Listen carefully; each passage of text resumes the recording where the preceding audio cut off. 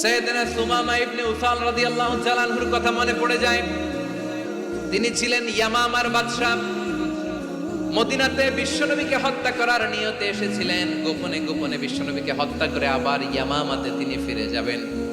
কিন্তু কি অবাক করা কাণ্ড, হত্যা করতে পারে নাই, সাহাবাদের হাতে তিনি ধরা পড়ে গেলেন।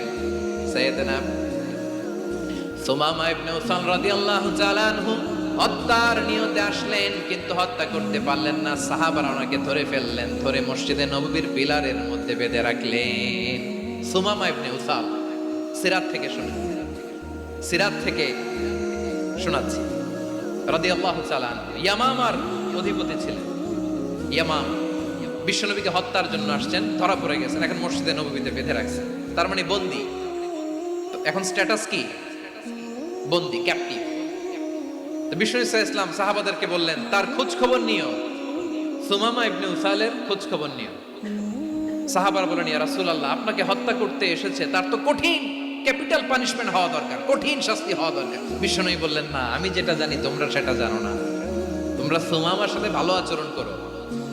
বিশ্বনবী সুমামার কাছে গেলেন।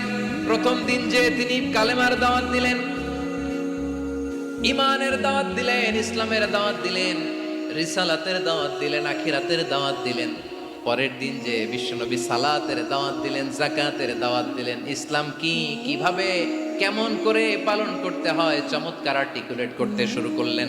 তন্ময় হয়ে সুমামা ইবনে উসাল রাদিয়াল্লাহু তাআলা আনহু বিশ্বনবীর কথাগুলো শুনতে আরম্ভ করলো।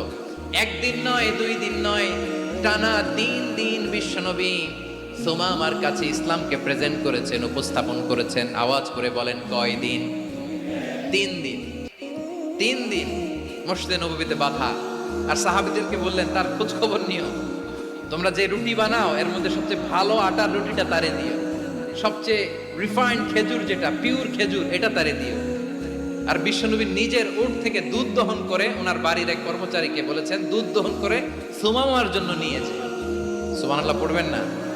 সবাই তো অবাক, ইয়ামামা থেকে আসছে নবীকে হত্যা করতে, বিশ্বনবী দেখে তারে জামাই আদর করে, তাকে মজার মজার খাবার দিও, দুধ দিও, আদর আপ্যায়ন করো। একদিন নয়, 2 দিন নয়, টানা 3 দিন বিশ্বনবী এভাবে সুমামার কাছে যেয়ে যেয়ে ইসলামকে প্রেজেন্ট করতে আরম্ভ করলেন, ইসলামকে উপস্থাপন করতে শুরু করলেন। আর তাকে চমৎকার এন্টারটেইনমেন্ট, আপ্যায়ন দিতে আরম্ভ করলেন। টানা 3 দিন যখন ইসলামের দ্য বিউটিজ অফ ইসলাম, ইসলামের সুমহান বাণী, সৌন্দর্য তার কাছে উপস্থাপন শেষ, তাকে আপ্যায়ন শেষ, বিশ্বনবী বললেন সাহাবাদেরকে, যাও এবার সুমামার হাতের পায়ের রশি দুটো খুলে দাও। সাহাবারা বললেন, ইয়া রাসূলুল্লাহ, কি বলেন আপনি? ও তো হত্যাকারী, সুযোগ পায় নাই, আপনারে মারতে পারে নাই, ছেড়ে দিলে আবার ও আপনার উপর তলোয়ার নিয়ে ঝাঁপিয়ে পড়বে। নবী, এই সিদ্ধান্ত আপনি নিতে যাবেন না। বিশ্বনবী বললেন, যেটা বলেছি সেটা করো, সুমামার রশিগুলো ছেড়ে দাও, সুমামার হাতে পায়ের রশিগুলো যে তোমরা খুলে দাও।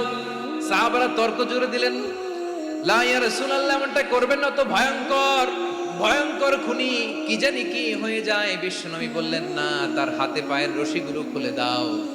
সাহাবারা বিশ্বনবীর কথা মতো তার হাতে পায়ের রশিগুলো খুলে দিল। সুমামা মুহূর্তের মধ্যে মসজিদে নববী থেকে বের হয়ে ইয়ামামায় ফিরে না যে মসজিদে নববীর পাশে একটা খেজুর বাগান ছিল, সেখানে চলে গেলেন। সেখানে একটা ছোট্ট কুয়া ছিল, কুয়ার পানি দিয়ে তিনি গোসল করলেন। সুবহানাল্লাহ পড়েন।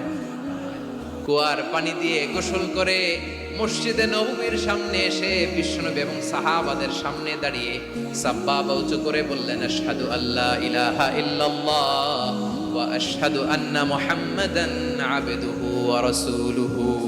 আল্লাহু আকবার।